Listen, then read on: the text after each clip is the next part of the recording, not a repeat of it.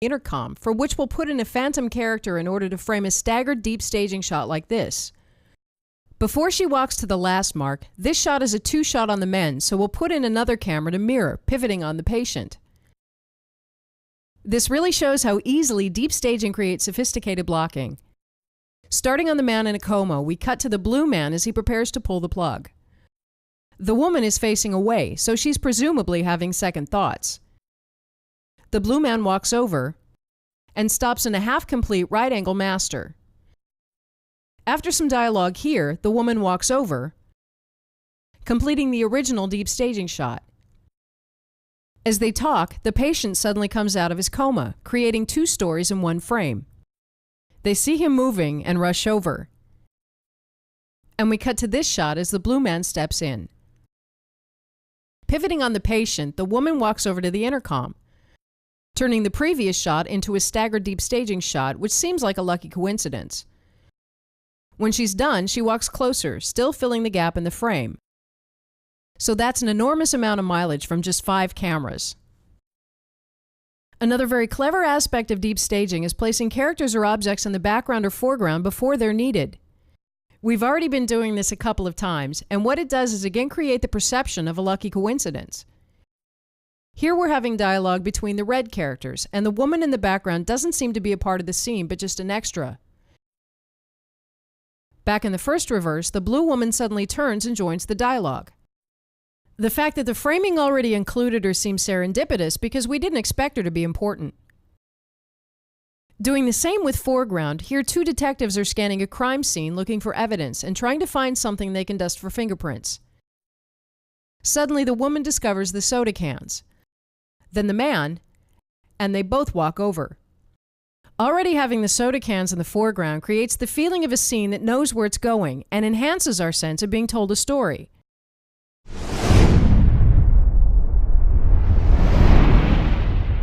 In this chapter, we'll look at a compelling aspect of deep staging, which is creating attention shifts between layers. When objects or characters move in and out of shots, our attention suddenly moves to that new level of depth, creating a vivid 3-dimensional experience. These shifts grab our attention, they create a great sense of production value, and can be a real showcase of directing ability. For these types of shots, racking focus adds enormously to the experience, as here where we rack focus out on the character that steps in, and it's sometimes the primary reason for setting up shots like this.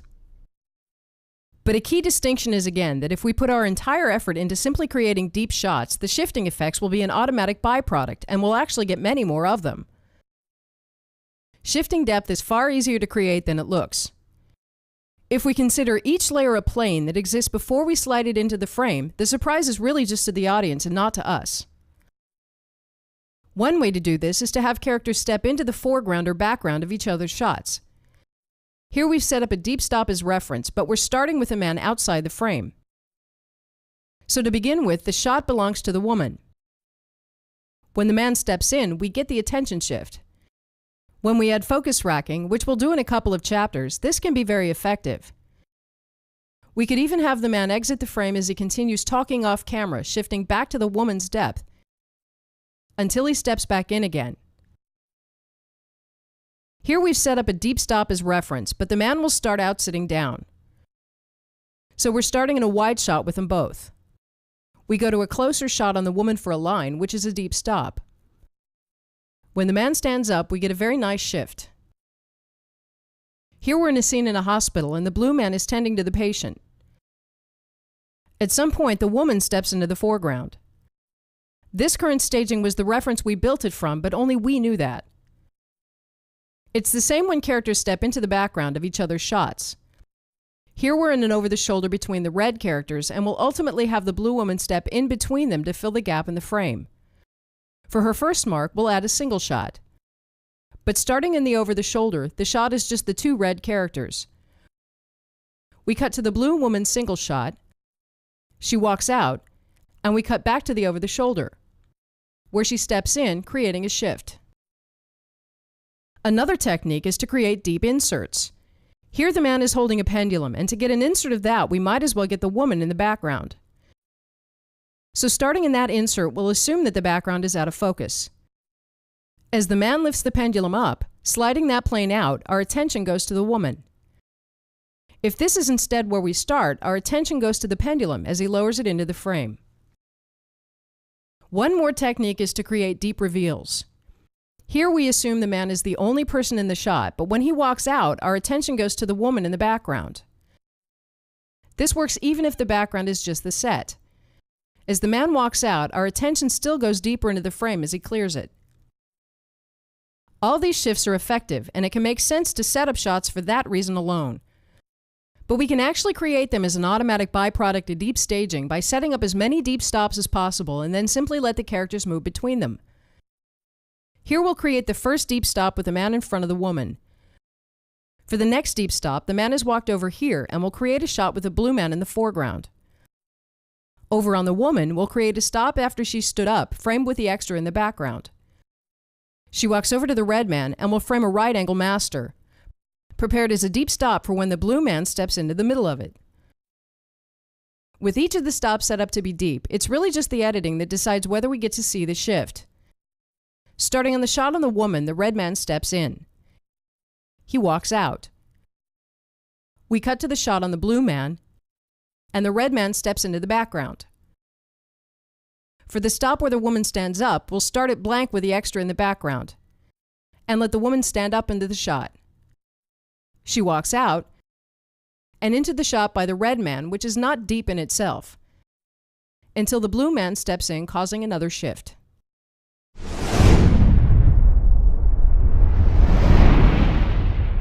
As we're now getting ready to make focus decisions for the shots we've created in the previous chapters, let's first take an in-depth look at how focus works. It's difficult to keep a scene in focus at all depths. Instead, there's an area at a certain distance from the camera where objects are sharp, which is known as the depth of field. Objects closer to us or further away become increasingly blurry. Depth of field is not just a choice we have to make, it's a choice we'll want to make because selectively focusing on one object in the scene makes that object stand out and is a very effective storytelling tool. This makes depth of field a directing choice, and in order to make the best decisions, it's useful to know exactly how light ends up on film. The simplest camera is what's called a pinhole camera and goes back hundreds of years. Here there are no lenses or anything else camera-like, but simply a box with a piece of film inside and a tiny hole. When the hole is uncovered by moving the shutter out of the way, it's the only passage of light onto the film. So any light from the top of the vase ends up at the bottom of the film, and any light from the bottom of the vase ends up at the top, forming an upside-down image. With a pinhole camera, depth of field is nearly infinite because the hole is very small. Any light ray coming from further away or closer to the camera still has only one way to get onto the film, so the image is sharp at all depths. The problem is that most light rays in the scene aren't lucky enough to make it through the hole. So we have to expose for a long time, anywhere from a few seconds to several minutes. This isn't fast enough for recording film at 24 frames per second, but it would also produce unacceptable motion blur because while the shutter is open, any movement creates a smear. To get more light onto the film, we need to open up the hole or aperture. But a larger aperture also gives light more than one way to get onto the film. So light coming from this point on the vase now hits the film in this whole area, producing blurriness. If we want a more open aperture, we need a lens to focus the light. As we look at this lens diagram, it's best to forget the diagram from the focal length chapter. Lenses aren't really constructed this way, so any diagram is an analogy, and even though they look similar, we're examining different functions. Light from any point in the scene radiates in all directions, but since we're only interested in the light that hits the lens, we can see it as a cone. This means that all light coming from a point on the vase hits all over the lens from top to bottom. Lenses have the ability to bend light, so as the rays pass through the lens, the cone shrinks again. Now floating in space somewhere behind the lens is a place where the rays reassemble, forming a single sharp point. If we don't stop the light, it continues, forming a new cone. This point of sharpness is where we'll place the film plane. Any point on the surface of the vase now contributes to a sharp upside-down image on the film, so the vase is in focus. But for light coming from in front of the vase, the cone shape is offset and the light rays don't converge exactly on the film plane, but somewhere behind. When the cone intersects the film plane, the light rays are scattered instead of focused. This is called the circle of confusion because there's no telling where the light rays will land except that it will be somewhere within this circle. Looking at light from the blue dot behind the vase, the point of focus is somewhere in front of the film, and the rays again end up scattered on the film plane. When we're focusing, we're effectively making small adjustments to the shape of the lens to make the light rays hit the film at the right point. Here we're now focused on the blue dot. But if we look at the light from the red dot, it's more out of focus than before. So the image is sharpest at the point of focus and then becomes increasingly blurry in either direction. If we bring focus back to the vase, the depth of field is the area around the focus point that's perceived to be in focus. In reality, the image is only in focus exactly at the focus point, but for the surrounding area, the circle of confusion is still small enough that we perceive it as sharp. However, because the lens is wide open, the depth of field is in this case so shallow that if we were shooting a character and he leaned 5 inches forwards, he would go out of focus. We expand the depth of field range by closing the aperture. Apertures are measured in f-stops, with an f1 being a wide-open lens and an f32 being an almost closed lens. All cameras and all biological eyes have an aperture whose primary function is to control the amount of light that hits the film or optical nerves. If we walk from sunlight into a room, the room appears dark until the eye opens up the aperture or iris to let more light in. But as we close the aperture, we also shrink the cone and thereby the circle of confusion, which gives us a wider range of acceptable focus and therefore more depth of field. Here the vase is still in focus, and if we sample the red dot, the circle of confusion is much smaller than before. With a very small aperture, we're back to a pinhole camera. But since we're now getting less light, we either have to use a more sensitive film or a slower shutter. So the drawback to asking for much of the scene to be in focus is that we risk needing too much light or getting too much motion blur, and so depth of field can be a problem in very dark scenes. But sometimes we're deliberately trying to make the depth of field more shallow in order to single out a character and blur out the background and foreground. Here we again want to single out the vase, but if we're shooting in a bright place like outdoors, we need to limit the light or we'd overexpose the film. If we limit the light with the aperture, we'll make the entire scene sharper. If we speed up the shutter, we'll also get less light on the film, but instead get potential strobing because of the lack of motion blur, which we usually need a little bit of. We can also put what's called neutral density filters, or NDs, in front of the lens, which filters out some of the light without changing its color. We can now open the aperture a little more. By adding another ND, we can open the aperture a little more. Sometimes a whole stack is needed to get the aperture wide open in bright light. On 35mm film, it's fairly easy to get a shallow depth of field, and we're often shooting with the lens half closed, or the effect is simply too much. But if we're shooting a smaller format, for example digital video, the film plane is instead an electronic chip often only 2/3 of an inch or smaller. This means that everything else, including lens and aperture, is also smaller, and we're much closer to being a pinhole camera. Digital video is notorious for having too much depth of field. In order to get any kind of depth blur at all, we often need to shoot with the lens consistently wide open and control the exposure using only the shutter and by slapping NDs in front. Another way to get more shallow depth of field is to use a longer focal length. As with perspective, longer focal lengths don't actually change the image, they simply magnify part of it.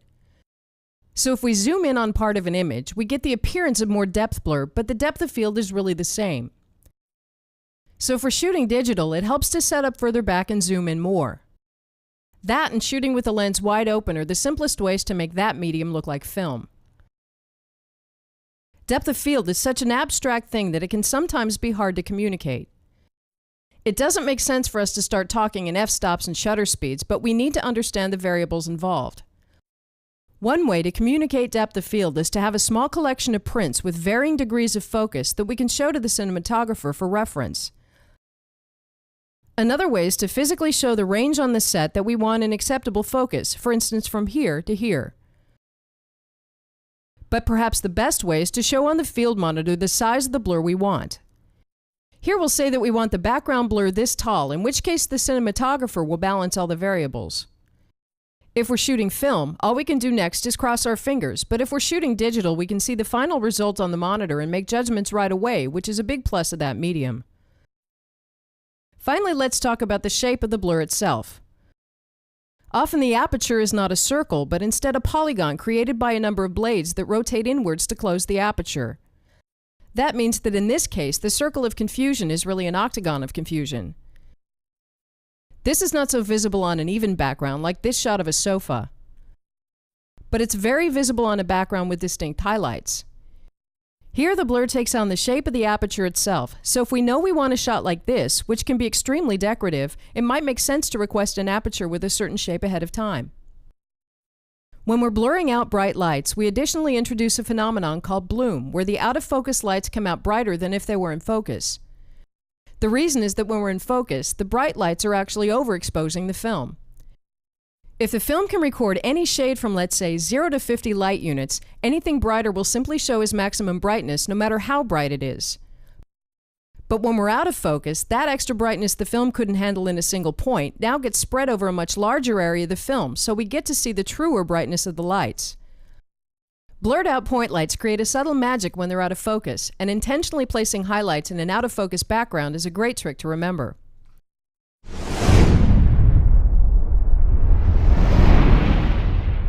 Choosing where to place focus is really very easy and can be done as one of the last decisions before shooting, which is why we've held it until now. Since we're in a 3D environment, the type of focus we'll use in this chapter is a rough computer simulation and not a real optical focus, but for making focus decisions it'll do fine. For static shots, we naturally want to keep the character who's the subject of the shot in focus. This is very straightforward when there's only one. With several characters as in this shot, a wide depth of field would keep both women in focus as long as we're focusing in the general area. So if we don't want the actors to worry about hitting marks precisely, a wide depth of field is more forgiving. But with a more narrow depth of field, we might not be able to keep them both completely sharp, as here where the blue woman is about to go out of focus. A common solution is to split the difference and place the focus plane somewhere between them. With more distance between the characters, we need to be more selective. In this two-shot, the characters are far enough apart and the depth of field narrow enough that we can only focus on one of them. Where we place focus essentially decides whose shot it is. So as the blue man talks, we'll rack focus to him. As the red man talks, we'll rack focus back to him. But the question is how much to rack focus back and forth. In this shot, we could conceivably rack focus on every line, which would bring a lot of attention to itself. Instead, two things are useful to know, one of which is that it works perfectly fine to have one character stay out of focus during most of the dialogue. Whoever we choose is then the character we're most identified with, even if it's not the closest character. The other thing is that we can then use focus to bring sudden emphasis to the other character. If we've been identified with a man throughout the dialogue, suddenly racking focus to the woman brings sudden emphasis and meaning to what's happening for her. Racking focus to add meaning is a useful way to look at it. With this shot on the man, the clock is an arbitrary foreground object, until we rack focus, showing that it has meaning. Racking focus combined with the character turning is an effective way to help throw the attention in and out of the scene. Here the woman turns to the man, which in itself is a shift, but the rack focus adds to it. As she turns away, we rack focus back out here, which again emphasizes the turn. In choosing how fast to rack focus, anything over a second is usually too slow.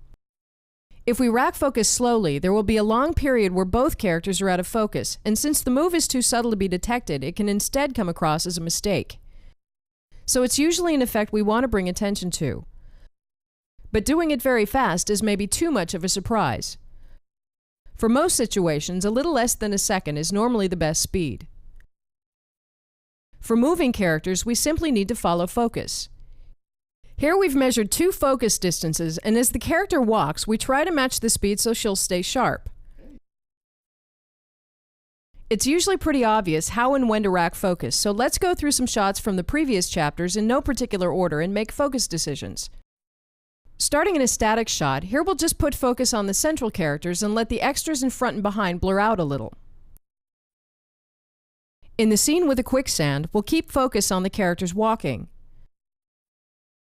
The sign is still readable, but we'll rack focus to it to add meaning. In the scene with the bank robbers preparing a heist, we'll start with focus on the characters whose faces we can see. As the man walks over to be private, we'll follow focus on him. The other characters turn and we rack focus to them. Then back to the man for reaction, then back on the other characters again. This shot is the one where the blue woman steps into the foreground. For the entire shot, we'll keep focus on the blue man and the patient because there would be no sense in placing focus on the back of her head. In the longer scene in the hospital, in this shot we'll just put a permanent focus on the blue man. In this shot, we'll lay focus on the woman. As the man walks and talks in the background, we'll leave him out of focus.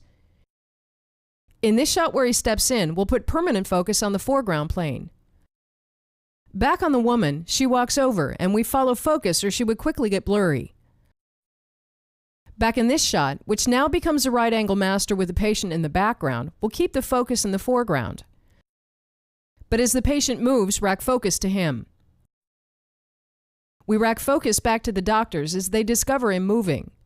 Then follow focus as they walk over to the patient. In this shot, we need both the doctor and the patient in focus, so we'll use a wider depth of field and split the difference. In this shot, we'll put focus on the woman, but as she walks out, rack focus to the patient. Back in this shot, the woman steps into the background, but we're keeping focus in the foreground. Until she turns. And we follow focus as she walks forwards, ending up splitting the difference. The amount of focus racking we did in this scene is maybe overkill, but it almost automatically enhances shots that were simply staged for depth. In this scene, the blue woman steps into the background before she's needed, but we keep her out of focus, which adds to the assumption that she's an extra. As she turns to talk, we rack focus to her. Here we're with the detectives looking for clues. Initially, we'll place focus on them, but we can still make out the soda cans in the foreground. When the red woman discovers the sodas, we rack focus to them. As she talks to the red man, we rack focus to him. Then follow focus with him as he steps closer. This is the scene where the man steps in and out, so we'll simply rack focus to him when he's in the foreground. And back on the woman when he steps out. When he steps back in, we rack focus out on him again. These effects are simply a byproduct of deep stops, and as long as we stage for depth, they'll come by automatically. Here we're focused on the woman. As the man stands up into the shot, we rack focus to him. With added focus, deep inserts almost create two separate shots in one. Here we're focused on the pendulum. As it lifts out, we rack focus to the woman. By the same token, if this is where we start, the man will lower the pendulum and we rack focus, creating an almost separate shot. In this deep reveal, we're starting on the man, but as he walks out, we naturally rack focus to the woman in the background. So racking focus is so easy to both do and stage for that it's almost a non-issue. Finally, revisiting the scene based on deep stops, we're starting with focus on the woman, then rack focus to the man as he steps in. And back on the woman as he steps out. Over here on the blue man, we'll keep focus on him as the red man steps in. For the shot where the woman stands up, the extra in the background isn't important enough for a focus shift, so we'll keep focus on the foreground plane. In this shot, we're keeping focus on the man's plane, also as the woman steps in. And as the blue man steps in, the man's plane is still the most interesting one.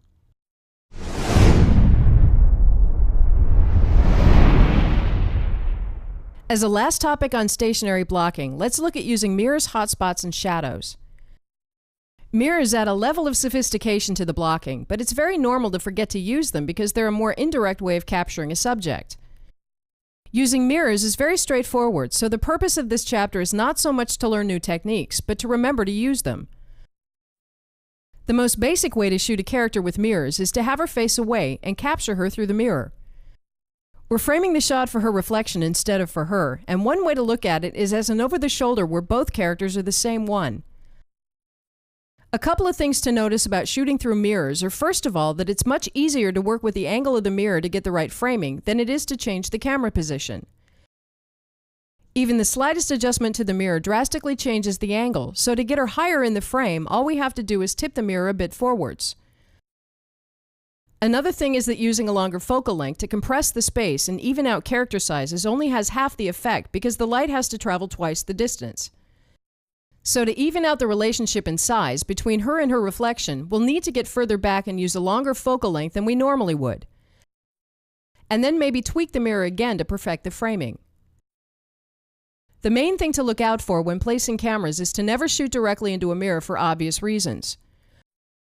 We always need to shoot at an angle, so let's move over here. And again adjust the mirror slightly. But in this case, that's still not enough. A neat trick for getting the camera out of the way is pulling back, which quickly makes the camera disappear, and then zooming in to get the shot size back with the added benefit of compressing the space. Another thing to look out for is that having a mirror in the scene is effectively the same as having one more camera shooting in the other direction. Sets are usually not built 360 degrees unless it's absolutely necessary, so it's very possible to suddenly shoot off the set.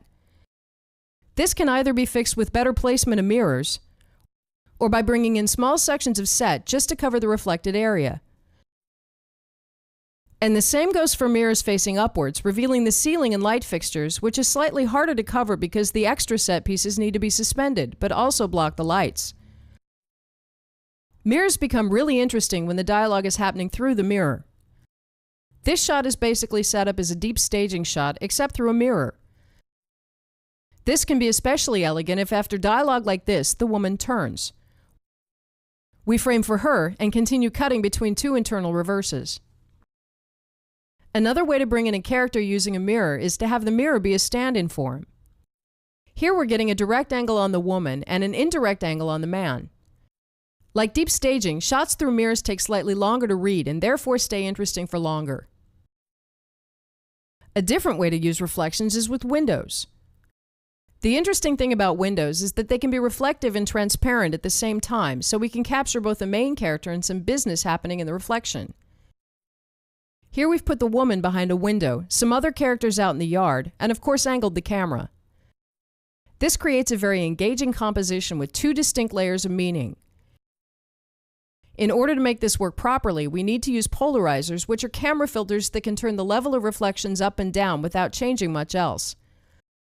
By adjusting the filter, we can almost remove a reflection, or bring it to maximum level, which gives a lot of freedom to create a composite in camera. Somewhere in between is usually about right. Besides that, using reflections simply creates richer framings with more to look at. Here the reflection in the table is part of the framing. Here we've made a top-heavy framing to include the reflections in the floor. Here the woman's reflection in the dark glass wall is again part of the framing, giving us more to look at. There are a number of other ways to use reflections which belong in different chapters, so let's hold here for now. Moving on to hotspots and shadows, what we'll do here is coordinate lighting and character movement so that characters stop in places that are purposefully bright or dark.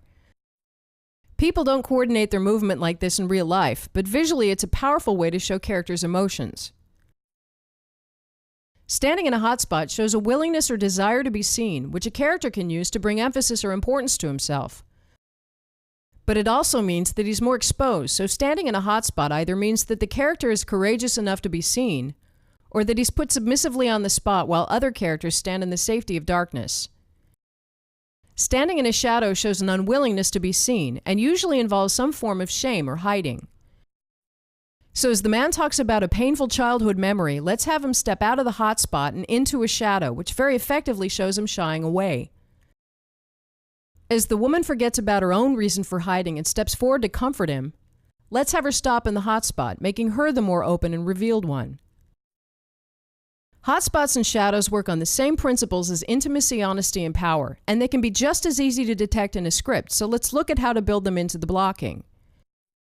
Some hotspots and shadows are caused by the set design, but since the set and lighting are often completely flexible, it makes sense to actually ask for specific lighting to be built into the production design if we know we can use it.